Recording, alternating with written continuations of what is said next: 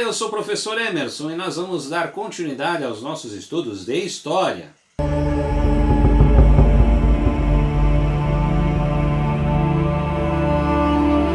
Prezados alunos, é um grande prazer estar aqui novamente com vocês e nós vamos então dar continuidade aos nossos estudos de História. Hoje estaremos discutindo a temática Atenas na Antiguidade. O nome Atenas é proveniente da deusa grega Atenas.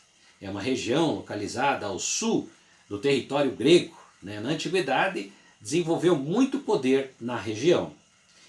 É uma região de solo não muito fértil, dificultando efetivamente esse processo da produção de alimentos. Porém, nós estamos falando basicamente de uma relação onde se desenvolveu duas culturas importantes. A primeira delas é a produção de parreira, que vai efetivamente dar a possibilidade do cultivo do vinho. E a segunda delas é a produção de oliveira, que vai dar a possibilidade do cultivo e a produção do azeite de oliva. Entendendo que dentro desse período eram efetivamente duas potencialidades muito grandes que estariam dentro desse processo do comércio. E assim facilitou grande parte da comercialização que ocorre nessa região. Para tanto, para discutirmos então essa temática, vamos trazer 5 características importantes aqui, para então conhecermos um pouco mais sobre Atenas na Antiguidade.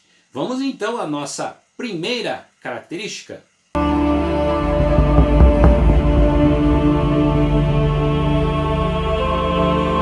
A democracia ateniense. O desenvolvimento de Atenas deu-se em um processo de concentração de renda, o que fez que um grupo de privilegiados, chamados eupátridas, detivessem a riqueza e controlassem politicamente a cidade.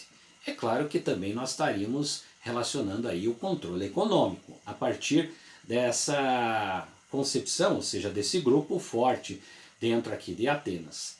É importante nós falarmos que a partir dessa característica, você relaciona então a um modelo de polis oligárquica, que vai efetivamente trazer então essa concepção desse grupo chamado eupátridas que estavam no poder. Grande parte dos historiadores apontam essa fase em diversos debates a respeito do poder e das transformações profundas que ocorreram na cidade. Então, aí a gente pode entender que o processo da democracia ele estava concentrado então na mão de alguns, que são os chamados eupátridas. Vamos então à nossa próxima característica.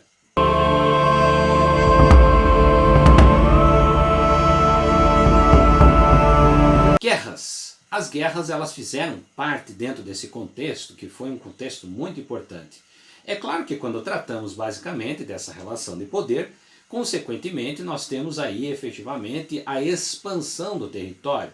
Isso vai, em outras palavras, gerar conflitos, gerar guerras, que aí nós estaremos então atribuindo a essa fase aqui de Atenas.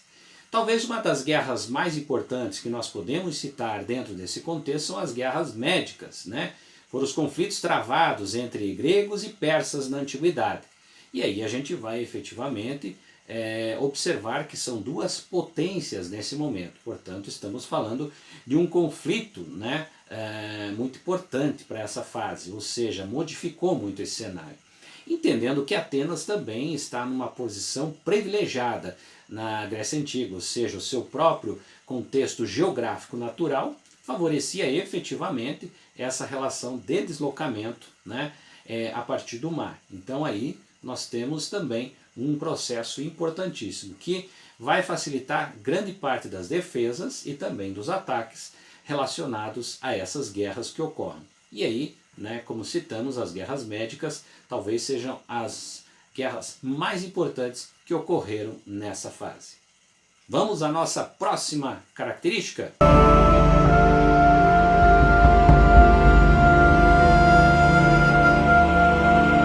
A Era do Ouro. A Era do Ouro nós vamos relacionar aqui, basicamente a Guerra do Peloponeso, que foi efetivamente o que colocou o fim do domínio ateniense sobre a Grécia. E durante o conflito, efetivamente, a Área do Ouro ateniense teve então esse fim. Então aí nós tratamos basicamente da relação do domínio. Esse período aconteceu durante a administração de Péricles, que vai efetivamente, né, estar à frente de todo esse processo. Ele foi um dos grandes políticos atenienses, nós precisamos relacionar isso, né, levando a cidade ao seu momento de maior desenvolvimento econômico e cultural. Então percebam vocês aí que nós temos então uma figura importante. Então quando falamos basicamente de Péricles, nós podemos atribuir então esses grandes avanços, né, econômico e cultural que ocorreram aqui dentro dessa região. Então essa é a chamada Era do Ouro. Então a partir da Guerra do Peloponeso, esse processo, essa grande fase, ela tem o seu fim. Vamos à nossa próxima característica?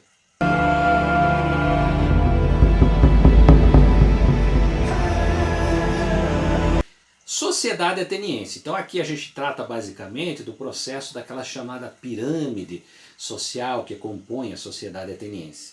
A primeira delas a gente já citou aqui anteriormente, que são os eupátridas, né? Eram cidadãos, aqueles cujos antepassados foram os fundadores de Atenas, né? Então eles eram filhos dos cidadãos. Consequentemente, como eu havia citado para vocês, eram aqueles que tinham um poder econômico mais forte dentro dessa sociedade, ou seja, as pessoas que detinham riquezas e posses dentro desse contexto social. Na sequência nós temos os metéculos, ou seja, aqueles estrangeiros, né, que não possuíam privilégios políticos. Podiam, no entanto, né, exercer atividades sociais e intelectuais. Então aí você já tem um segundo ponto dessa pirâmide social. E na base dela nós temos os escravos, né, que compunham quase que 50% da população.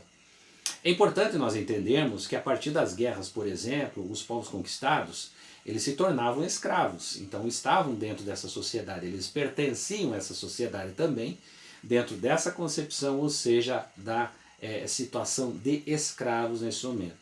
Então é importante nós citarmos que era 50% da população. É um grande quantitativo quando a gente vai observar a relação da quantidade total dessa sociedade, entendendo que metade dela era composta por escravos. Vamos então à nossa próxima característica.